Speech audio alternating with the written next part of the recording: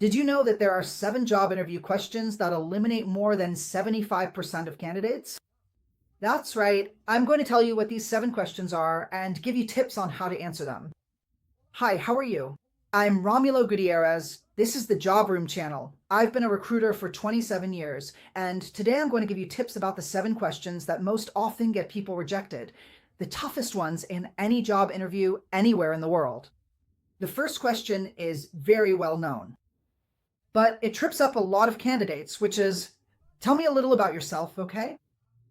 When you answer this question, you need to make the following assessment. Is this question being asked in a behavioral interview by the HR department, or is it being asked by the manager of the department themselves? If it's for the HR department, they're asking you in a behavioral interview, so you'll use most of your 3 minutes to talk more about yourself as a person. I'll give you a template, all right, and a little bit of an introduction about professional aspects. When it's the department manager, you'll do the opposite, a brief personal introduction, and then go straight into your professional presentation. So here I call it the 70-30 technique, 70% personal, 30% professional if it's for HR. If it's with a technical manager, it'll be 30% personal, 70% professional, 30-70. Got it? So I'll give you an example here. HR asked me, tell me a little about yourself. My position is for a systems analyst. I could say, look, I'm Romulo Gutierrez. I'm 47 years old. I'm passionate about life. I currently live in Rio de Janeiro, Brazil, but I've worked for companies in the Netherlands. I've worked for companies in Romania, always working remotely. I really love the ocean. I really enjoy stand-up paddleboarding, and I'm someone who loves hiking a lot. I like doing yoga, more personal stuff. All right. I also have my daughter, who I see every week. She stays at my place. Then I move a little into the professional side. Professionally, I've been working as a systems analyst for 5 years. I have such and such degree. I managed to carry out an important activity at my last company on such and such project, and I'm here so you can get to know me better. So I focus more on the personal side. When I'm talking to a department manager, then it's different. Then I get straight to the point. I can say like, hey, how are you? I'm Romulo Gutierrez. I'm a systems analyst. I live in Rio de Janeiro. Professionally, I work with, and I use about 3 minutes there to introduce myself, to talk a bit about my background, and lay out my whole professional routine for that department manager. Be careful with this question. Be careful. The second really tough question is, tell me about a time when, then they give you all kinds of situations. Usually, these are situational questions, especially because department managers love to ask these. They really like to ask this kind of question, okay? So, for example, tell me about a situation where, as a systems analyst, you had a bug in JavaScript. What did you do? How did you solve it? What did you develop? Or talk about a situation where, as a nurse, a patient went into cardiac arrest and there was no doctor around at the time. What did you do? So, these are the more complicated questions that come up. How do you answer them? Using the STAR methodology, where you talk about the situation, task, action, and result. I'll give you an example. And using what I call the key competencies for the position. So how would I do that? Before any interview, remember this. Read the job description carefully. For example, the position is for a sales manager. I'm going to read the job posting very carefully. I'm going to pick 3, 4, or 5 words that I think are the most important for the position, okay? So, for example, goal management, that's an important keyword. Developing dashboards in Power BI, wow, that's an important skill. More technical terms. When they ask me how I solved a situation, I'll try to show how I use certain techniques from the job description to handle that situation. So I could say, look, as a sales manager, they ask me, tell me about a time when targets were low and you had to turn things around to meet the company's goals. I'm going to use the STAR technique. Look, there was a situation, a Christmas campaign, where we had to sell basically $1 million over the whole month. By the 10th, we had only sold $90,000, so the numbers were way below target. Situation. From there, I took action, STAR method. I gathered all the indicators I had cataloged in Power BI from previous sales campaigns that had delivered good results. From there, I took action, the next step in STAR.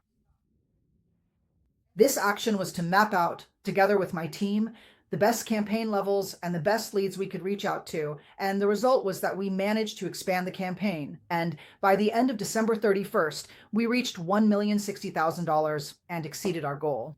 So notice, I used techniques listed in the job description in a practical example using the STAR method. Before I move on to the third question, which is, what is your biggest weakness? How do you answer that? If you want to simulate an interview, practice for an interview, you can reach out to me using the link in the description of this video or in the first comment, which is exactly this WhatsApp number right here. Just click the link, message me on WhatsApp. The prices are low for subscribers of the Job Room channel. It's a live online simulation with me, nothing pre-recorded, so I can really help you pass your job interview. Here on Diablo 1, videos never run out and never disappoint. There are new videos every Wednesday at 1 p.m. So subscribe, leave your like, and help me grow this project. Now, the question, what is your weakness? When it comes to answering about weaknesses in an interview, here are 2 tips. First, never lie. Don't lie. Why? Usually, you've taken a psychological test, and the recruiter will give you some kind of test to get to know you and your personality. So when you lie about your weaknesses, it won't work. Second tip, talk about weaknesses that you are working on improving. Things you're trying to get better at, that's another tip. Third tip, never mention weaknesses that are essential for the job. I'll give you an example. A driver, tell me a weakness. Oh, I'm very absent-minded. A driver can be anything but absent-minded. Weakness for driver. Look, I'm a shy person, but to improve my shyness, I've been taking acting classes. That's fine, great. It's a weakness that doesn't interfere with the job, and he's seeking continuous improvement. Try to think this way when answering. Fourth question. Why did you become interested in our company? What is it about our business that caught your interest? A lot of people make mistakes here by not giving an answer that shows knowledge of the company. So make sure to read the company's website, Instagram, and Glassdoor carefully. You shouldn't introduce the company. Like, I became interested in the company because it's excellent. It has 40 years of history. That's not it, okay? But try to find something that not many people know and that connects you to that business. Let me give you an example. I'm going to an interview at Amazon. And then they ask me, why did you become interested in our company? I can say, look, there are 2 things that really caught my attention. First, Amazon is a company that has grown more than 60% in the last 10 years. And I'm someone who's really looking for career growth. And I believe I can contribute to Amazon, just as Amazon will also contribute to my growth. See how my interests align with the company's interests. That's what you need to answer. Bringing in data that you've gathered about the business itself. Let's move on to the 5th question. 5th. What are your long-term career goals? Long-term career goals. When you answer this, it's really important that you focus on the next 5, 6, or 7 years, okay? Important. Second thing, try to show that your next career goals are directly related to that position, that role, and also to the company you're applying to. Let me give you an example. I'm applying for a job as a cell phone salesperson at a Samsung store in a mall in Amsterdam, for example. And then they ask me, so, what are your long-term goals? I'm studying law. I'm going to be a lawyer. So what am I supposed to say? Say, look, in 5 or 7 years, I want to finish my degree. Open a law firm. The person interviewing you thinks, wow, that has nothing to do with the job he's applying for here. So try to say something like, look, in 5 or 7 years, I want to finish my law degree and see if I'll actually work in that field or not. But right now, in the next few years, I want to immerse myself in sales, which is a field with great commissions, learn more about electronic devices, stand out by hitting sales targets, and really connect with the position. I think that's more important than talking about a dream that's way off from the area or job you're applying for. Here's a 6th question that causes a lot of candidates to get rejected. What was the most difficult situation you faced at your last job? What was the most difficult situation you faced at your last job? This question is asked in interviews for two reasons. Reason one, they want to check your technical ability to solve problems. Okay? Reason two, they want to see how you work in a team, what your approach to teamwork is. And aspect three, they want to hear about results. By results, I mean numbers. It's important to include numbers in your answer. So, for example, if I'm currently working as a team leader of, let's say I'm a security guard at a shopping mall and they ask me, what's the most difficult situation you faced at your last job? I'm going to describe a situation using the STAR method. Look, there was a situation where there was a theft at a clothing store where an elderly customer was stealing some very expensive items from the store. From there, I carried out a task focusing on the technical aspect. I approached this lady very carefully, spoke with her, and asked if I could talk to her in private. At first, she was scared and a bit upset, but I used a conflict management technique that I learned in my security training, the technical aspect, which I then developed further. From there, I called in a female team to search the lady and check the belongings she had with her. We caught her in the act, and as a result, we called the police. But all of this happened without the customers noticing.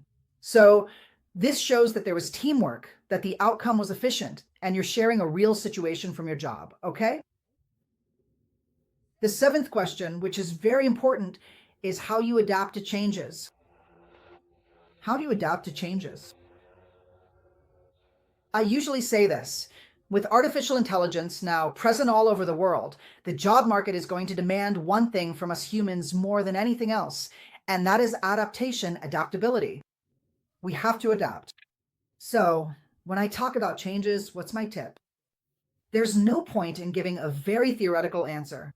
Like, oh, I adapt really well to changes and very flexible with people I really like to.